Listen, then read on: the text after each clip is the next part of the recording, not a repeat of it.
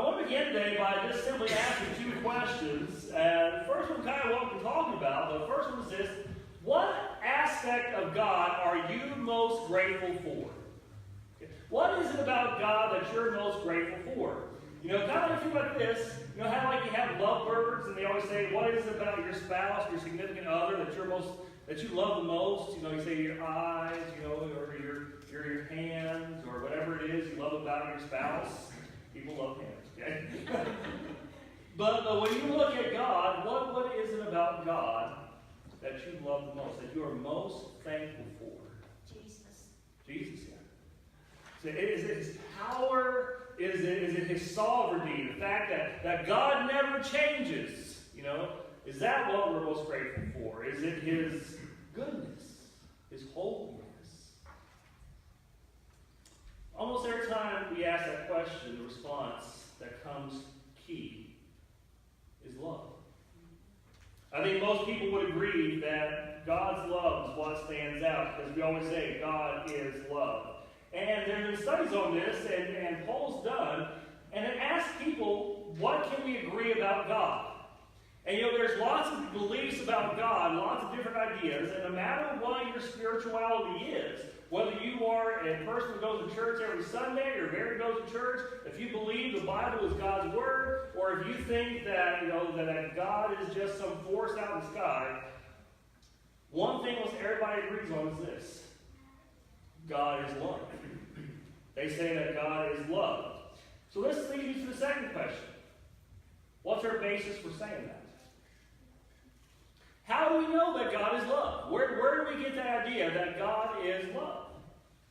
Well, you say, well, it's just common sense. Look out in the world, we see God is love. It's out there. Well, you look out in the world, you look at nature, you may say, well, look at creation. It's beautiful, yes, but have y'all ever just watched creation? It can be mean and violent and ugly. I mean, one time, my wife and I, there was a stray cat in Clare, Mississippi that came and kind of made his home with us. We called her Pumpkin. And she was a sweet, furry little cat. We loved her pieces. But one night, we had our windows open, and we heard the most awful sound. It was, it was like, what is that? Looked out there, and there was this nice, sweet, fluffy little cat and a mouse that she was not killing, that she was tormenting. She would let it go. She smacked kitty. You know, come on, doing this, playing a little game with it. You're thinking, that diabolical cat, you know, is torturing this poor mouse. And that's just a little thing. You watch any documentary about nature, it is gruesome, it is violent, it is a dog-eat-dog world. It is terrible. And so if you look at this world with all the things wrong here and say, God is love, you'll be like, where? I don't see it in this world. This world's messed up. Well, you say, well, everybody always believed God is love. Well, actually, that's not true. In the ancient world, you look at ancient religions, look at ancient cultures, God was not someone who you loved or someone who loved you. God was someone you feared, someone you trembled before. God was someone who was terrified. There's a book written by a sociologist, a religion professor. His name is Rudolf Otto. And it's called The Idea of Holy. And it looks at all these ancient cultures, and it says that you notice that all these cultures are always a level of separation between the divine and humanity. There was always a temple. There was always holy men you had to go through, all these different levels to go through to get to divine, because God was someone who was terrifying. You didn't want to get too close, and if you did get close, you never come without an appeasement, a sacrifice. And so the idea of this, you know, let's all have a personal relationship with God, that's a fairly new idea. That is something that we don't find. Even in the Old Testament, we read about God's love, but there's still some type of separation.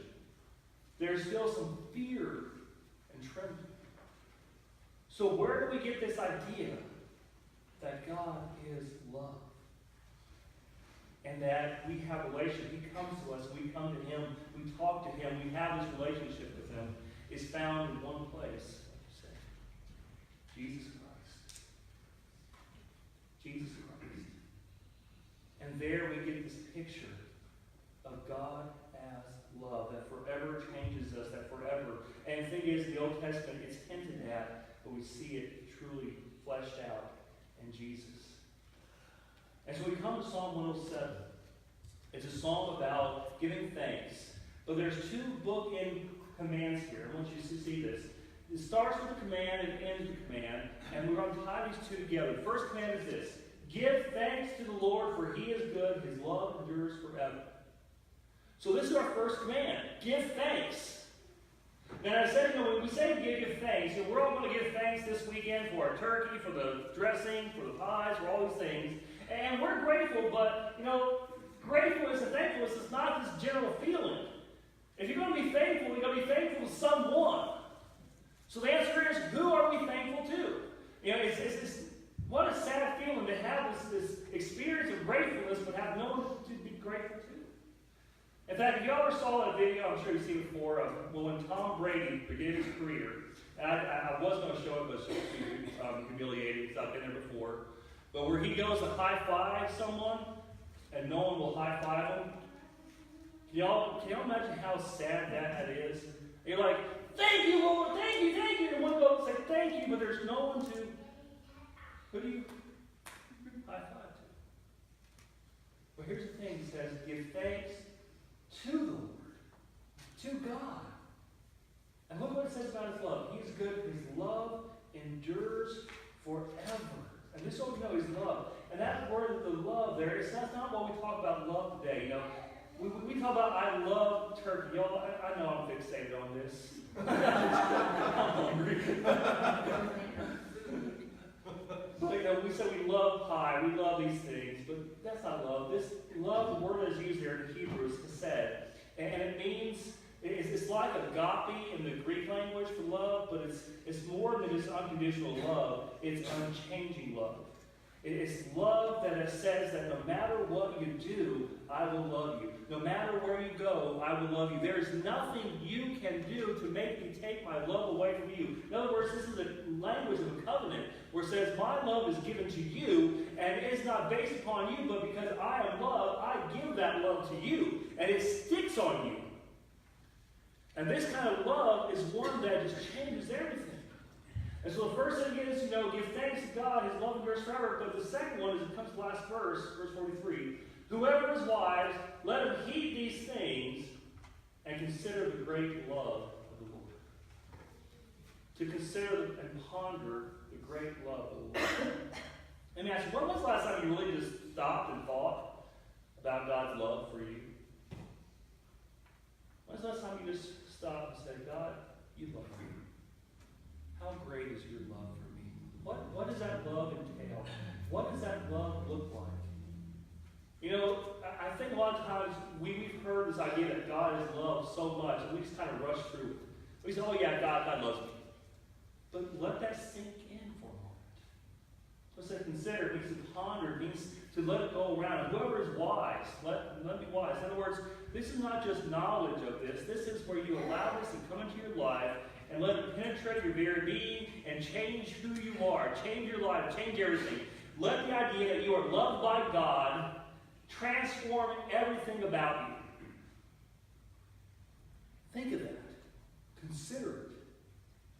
And he said, take heed of these things. What things? Well, that's where it goes in the middle of the passage, and it's about the personal experiences you've had with God.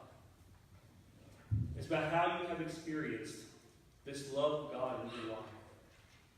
And so we're going to look briefly at 4 things here of how the author here, the psalm, brings these things together.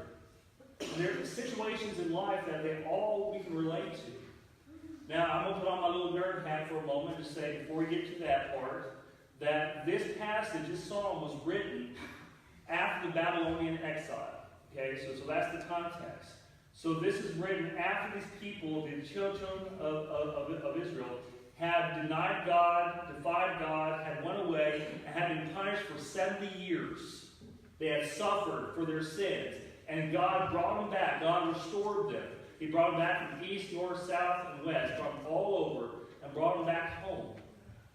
And then this psalm would be used in their worship service. So like we did this morning when we had this responsive reading, this psalm would be like that. They'd call back and forth.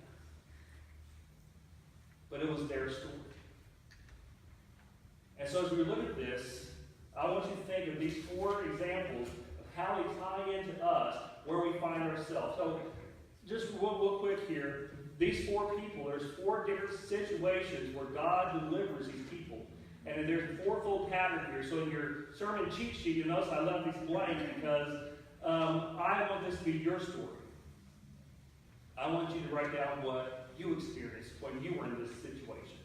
Okay? And so there's always a predicament, there's a petition, there's a part, and then the response is the praise. And we're going to look at real briefly what each person needs.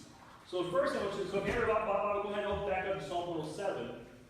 But the first group of folks we have here is those who are lost. Look what it says here. It says, some wandered in desert wastelands, finding no way to a city where they could settle. They were hungry and thirsty, and their lives ebbed away. These folks were lost. They were out in the wilderness. They had nowhere to go, no one to care for them, no one to provide for their needs. They were by themselves. They were lost. And here's what they needed. They needed someone to come in and say, I will take care of you. Follow me. I will get you to a place of safety. I will give you food to eat. I will give you water to drink. I will make sure that you don't have to worry about all these needs. I will provide what it is you're lacking. In other words, this person needs stability. They need security. They need someone who will provide and take care of them. Now, I know this is not true in a lot of families, but the ideal situation, when I was growing up and all this, what we would say, what this person needs, is dad. They need a father. You know, one thing as a kid, when I was younger, it didn't matter what kind of life we were having, how bad things were in the house. As a kid, I never worried about it. You know why? Dad was there. I knew Dad was going to take care of it. Some of y'all, that was mom, but y'all know that figure. And what here is saying is that some wandered, they were hungry, they had nowhere to go. And so God led them to a city. He provided for their needs. And look what it says here in your text, in verse 9. For he satisfies the thirsty, and he fills the hungry with good things. They were lost, they needed a provider. He brings them and says, here, sit down. Eat. You're safe here. Now the second group, they're not lost. They're condemned. They're bad folks who got caught being bad. Look what it says here. It says, some sat in darkness and deepest gloom. And I don't know about you, but I can't read that word gloom without thinking gloom and despair. You know? So if I break out a hee-haw, y'all just forgive me. Okay? Some sat in darkness and the deepest gloom, prisoners suffering in iron chains, for they had rebelled against the words of God and despised the counsel of the Most High. So he subjected them to bitter labor. They stumbled, and there was no one to help. Now these are folks who, they deserve what they're getting. They're in chains. They have messed up, and so they are suffering the consequences of their actions. In fact, they didn't realize they were being so bad, so God made them suffer for what they were doing. And these people right here, they don't need to be fed right now. They don't need someone to come and say, here's a sandwich, here's a glass of water. No, they need someone who will break their chains, someone who will come in and say, you are set free. Someone to liberate them from their prison there again. To restore them, to get them back, to set them free. And that's what God does. Look at verse 14. It says, he brought them out of darkness and deepest gloom and broke away their chains. He sets them free. Okay? The next group is kind of just as bad, but these are folks who have been bad, but they feel bad about being bad to the point where they feel so bad they just can't take it no more. It says here in verse 17, some became fools through their rebellious ways and suffered afflictions because of their iniquities. They loathed all food and drew near the gates of death. Have you ever felt so guilty about something that it was no longer just an emotional thing, it was a physical thing? To where your gut sunk and went, ugh. And you were wasting away. Remember when David sinned with Bathsheba? He said in Psalm 81 and Psalm 32 that his bones were wasting away. That it was eating him up inside. It was just killing him. And these folks right here, They need to be set free, but maybe more than that, they need to be known they are set free. And that's why when you look at this, well, when God answers this, you know what he does? He doesn't send a liberator, he sends his word. He sends his word to go comfort them, to go encourage them, to set them free. And the response is that they sing songs of joy. And so we got one group that is lost. They need someone to come and take care of them, come and bring them back. We got another group who's condemned, they're guilty, they need to be set free. We got another group who just needs to know, yes, you are forgiven. Yes, God has cleansed you. Yes, it is okay. Restore your joy. Come back. Sing songs again. And the final group are those who are just in a crisis mode. Look at this. It says here in the next verse. Others went out to the sea in ships. They were burst from the mighty waters. They saw the works of the Lord, his wonderful deeds in the deep. For he spoke and stirred up a tempest that lifted high the waves. They mounted up to the heavens and went down to the depths. In a pair of currents melted away. They reeled and staggered like drunken men. They were at their wits' end. Have you ever been at your wits' end? You know, when you're at your wits' end, at that point, you don't want someone to come alongside. That's going to be okay. You know, no. You want someone to come up and make a difference. You want someone who has power to save. Someone who has power to make things stop. Power to come and bring peace. When I read this, I can't help but think about the story of Jesus on the boat with the disciples, where they're like, water coming in and everything. And they say, Jesus, don't you care that we're about to die? And Jesus says, shh, the wage you wins. And there's times in our life where we just feel like everything's falling apart, chaos is all around us, nothing is going right, it's all caving in, and we need someone to step in and say, shh.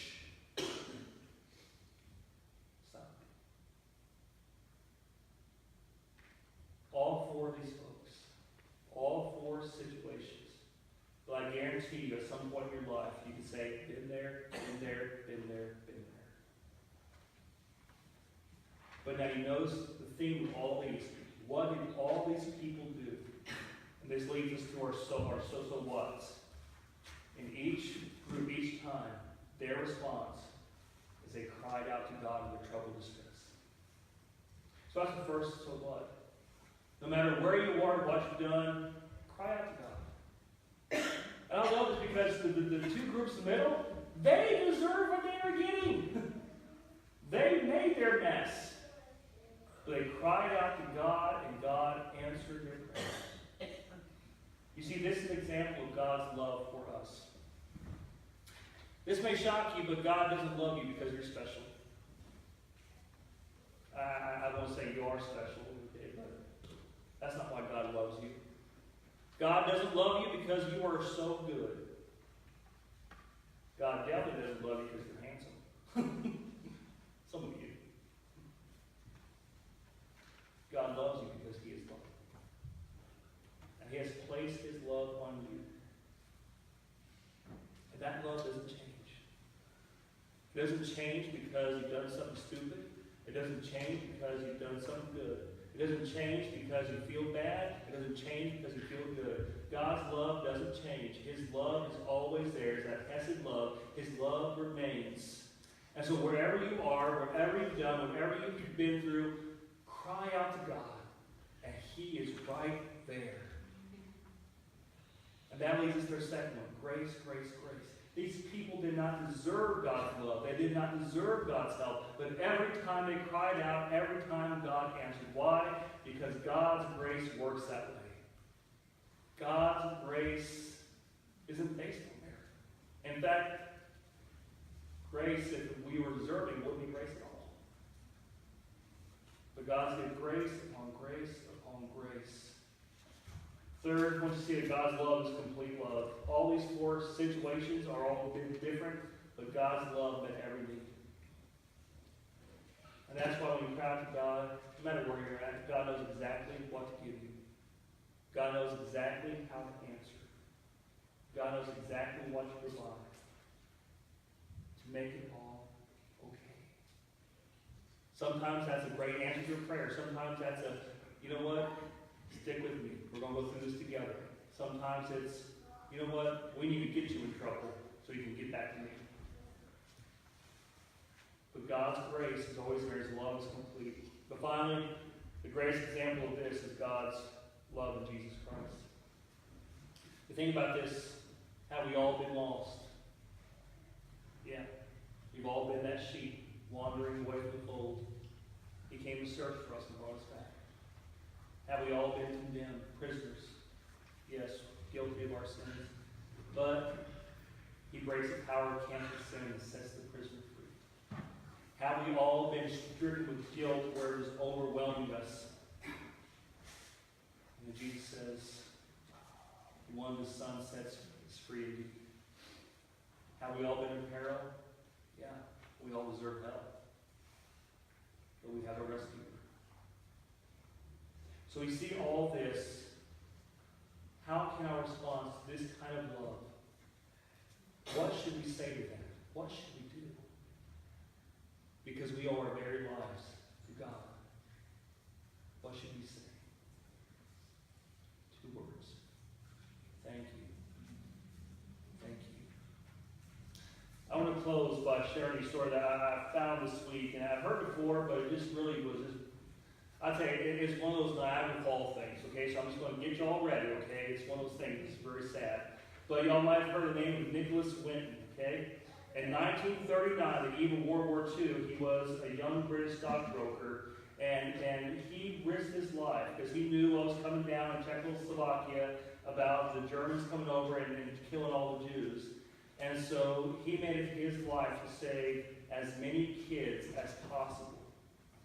And so he had like an underground railroad of sorts to bring kids out of Czechoslovakia, Jewish kids, and take them to Britain where they could be adopted into families there, escape thing. When all said and done, 669 kids he saved. He didn't brag about it. He didn't write books about it or anything. In fact, it wasn't until his wife found a journal upstairs that had all the ledger of all the kids' names and all that he had done and all he had brought through. And so she turned that over to a Holocaust society that was gathering memories about all this. And they got a hold of that. And there was this British television show called This Is Your Life. It's kind of some of those things. And so they started talking about his life. And I should show that to y'all because it's just so touching that how anything makes sense. All the letters. But back here is the list of all the children. This is Vera Dumont, now Vera Gissing. We did find her name on his list. Vera Gissing is with us here tonight. Hello, Vera. And I should tell you that you are actually sitting next to Nicholas Winton. And it was just so wonderful, so terribly touching.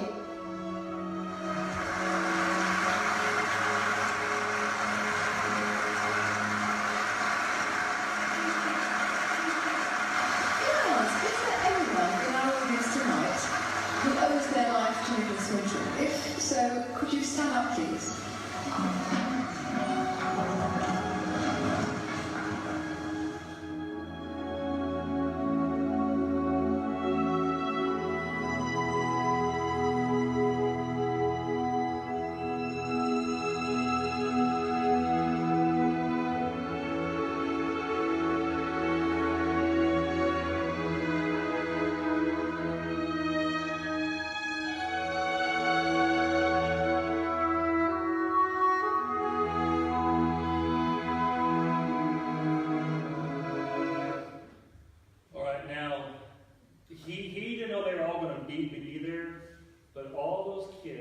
Those were all those kids that he saved. That was just a small portion. Now, do you think they would sit there and say, oh yeah, big deal, whatever? No. They said, thank you. What more do we have? When we who have been set free by the Creator of the universe, the one who is above all, the one who has loved us, came into the flesh, walked amongst us, showed us what love is like, went to the cross for our sins, rose on the third day for us, gave his very life so we could be with him. If he saved us, how else can we say anything but thank you, Lord? Thank you, Lord. Let's stand.